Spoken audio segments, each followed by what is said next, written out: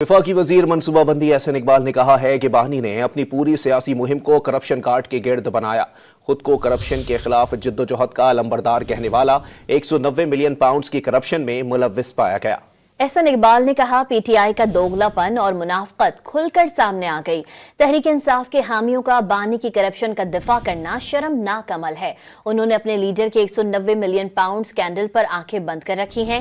रियासती फंड्स को जाती मकासद के लिए मुंतकिल करना नाकाबिले तलाफी जुर्म है। एहसन इकबाल ने बताया, 26 जुलाई 2022 को फाइनेंशियल टाइम्स ने रिपोर्ट शाये की, जिसमें खैराती फंड्स को सियासी मुहिम के लिए इस्तेमाल करने की करप्शन बेनकाब की गई।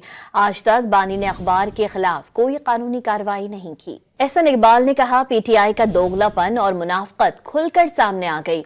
तहरीक इंसाफ के हामियों का बानी की करप्शन का दिफा करना शर्मनाक अमल है।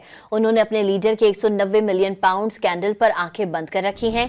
रियासती फंड्स को जाती मकासद के लिए मुंतकिल करना नाकाबिले तलाफी जुर्म है। एहसन इकबाल ने बताया, 26 जुलाई 2022 को फाइनेंशियल टाइम्स ने रिपोर्ट शाये की, जिसमें खैराती फंड्स को सियासी मुहिम के लिए इस्तेमाल करने की करप्शन बेनकाब की गई।